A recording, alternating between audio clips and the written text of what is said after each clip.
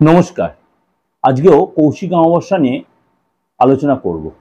আমি এই কৌশিক অমাবস্যায় বিগত বছরের মতো এই বছরও অনেক রকম উপাচার বা কৌশিক অমাবস্যা কখন অমাবস্যা শুরু হচ্ছে, পুণ্যতিথি বা শুভ তিথি কখন বা কী দিয়ে মাকে পুজো দেবেন, কী কী উপাচার করবেন, সব রকম আলোচনা করেছি।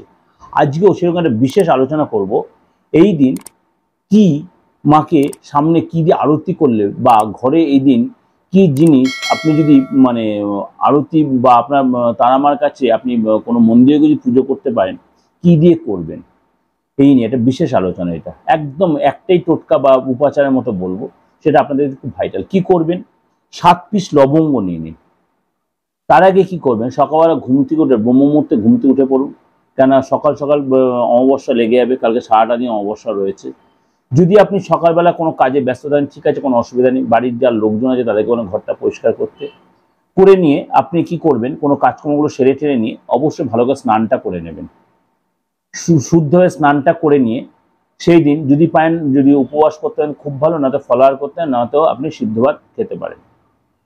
কি করবেন, 7 পিস লবঙ্গ নেবেন, 7 পিস এলাচ নেবেন, 7টা তেজপাতা নেবেন, 7 পিস লবঙ্গ, 7 পিস এলাচ আর বড় এলাচ, আর 7 পিস একদম নিখুঁত তেজপাতা নেবেন।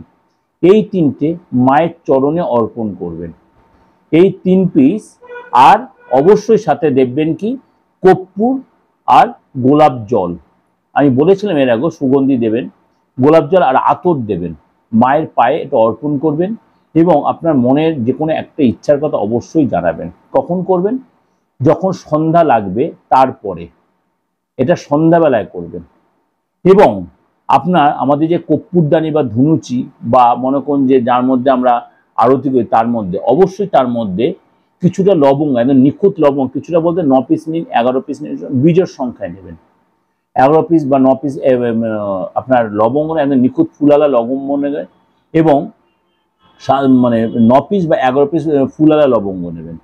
7 পিস বা 9 পিস আপনি বা 11 পিস আপনি তেজপাতা নেন, একদম নিখুঁত তেজপাতা বেছে বেছে নেবেন। আর 9 পিস আপনি নেবেন হচ্ছে ছোট এলাচ, 9 পিস নেবেন ছোট এলাচ নিয়ে কর্পূরদানি বা আপনার ধুনুচির মধ্যে কর্পূর দিয়ে অবশ্যই জ্বালান এবং মায়ের কাছে আরতি করুন। এবং আপনি সারা ঘরে এই ধুনোটা বা ধুয়োটা দেখান।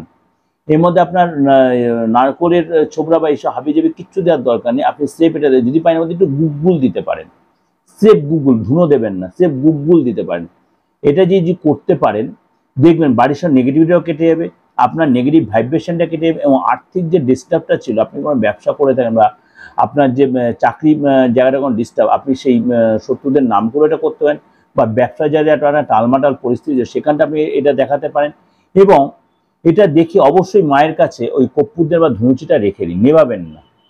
এবার যেটা আপনি যে মায়ের পায়ে যে অর্পণ করেছিলেন, এলাচ বলুন, লবঙ্গ বলুন, তেজপাতা বলুন, এটা কিন্তু অমাবস্যা ছেড়ে যাওয়ার পর একটা লাল কাপড়ে মুড়ে নিজের তেজারতিতে বা ক্যাশ বাক্সে বা আপনার আলমারিতে, যেখানে টাকা পয়সা বা ব্যবসার স্থলে এটা রেখে দিন। যদি সেই রকম কিছু না থাকে, আপনি তাহলে আপনার বাড়ির ঈশান কোণে রেখে দিন, বা ঠাকুরের স্থানে লাল পুটুলি করে ওটা রেখে দিন। প্রত্যেক দিন ওটাতে আপনি যদি পায় একটু ধূপ ধুনো দেবেন, প্রত্যেক দিন দেবেন। দেখবেন বাড়ির যে নেগেটিভিটিটা বা নেগেটিভ ভাইব্রেশন আস্তে আস্তে কেটে যাবে। আপনার বাড়িতে যদি তুলসী গাছ থেকে থাকে, অবশ্যই এই দিন তুলসী গাছের গোড়ায় জল দিন, এবং তুলসী গাছে অবশ্যই সেদিনকে ধূপ দ্বীপ জ্বালান, এবং সেদিনকে অবশ্যই পারেন যে কাঁচা দুধ ঢালবেন। এই অমাবস্যার দিন সোমবার অবশ্যই একটু কাঁচা দুধ ঢেলে তুলসী গাছে পুজো দেবেন, খুব ভালো হবে। এই দিন যদি পারেন অশ্বত্থ গাছে অবশ্যই লাল ধাগা বেঁধে দেবেন। অশ্বত্থ গাছে আমি এর আগের দিনও বলেছিলাম, এটা অশ্বত্থ গাছে অবশ্যই লাল ধাগা বাঁধবেন এবং প্রদক্ষিণ করবেন। অশ্বত্থ গাছের গোড়ায় অবশ্যই সর্ষের তেলে প্রদীপ জ্বালাবেন, এবং বাড়ির দুয়ারে অবশ্যই তিল তেলের প্রদীপ জ্বালাবেন।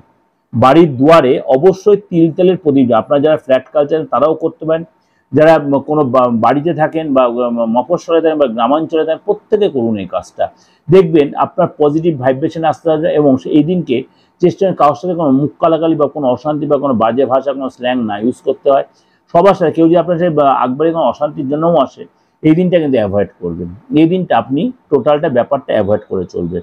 এবং এই দিনকে অবশ্যই চেষ্টা করবেন যে আপনার বাড়িতে কোনো ছোট মেম্বার যদি থাকে তাকে কিছু গিফট কিনে দিতে, বা তাকে বিশেষ করে কোনো সাজাগোজার জিনিসও দিতে পারেন, যথেষ্ট ভালো হয়।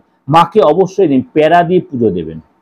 আমি বলেছিলাম 5 ফল, অবশ্যই তার সাথে প্যারা দিয়ে পুজো দেবেন। এবং মায়ের কাছে আপনার নিজের মনের ইচ্ছাটা জানাবেন। আপনি যদি তারাপীঠে যেতে পারেন খুব ভালো, না হলেও আপনি নিজের বাড়িতে বা কোনো প্রতিষ্ঠিত মন্দিরে গিয়ে মা তারার পুজো অবশ্যই করতে পারেন। কিন্তু যেটা সবচেয়ে বড় কথা, তেজপাতা, লবঙ্গ, কর্পূর, এলাচ এগুলো দিয়ে মাকে অবশ্যই আরতি করবেন এবং পুজো দেবেন। পুজো দেওয়ার ধরনটা বললাম। এবং অবশ্যই যে সদর দরজায় যেটা বললাম, অবশ্যই আপনি সেনকে তিল তেলের প্রদীপ দেবেন।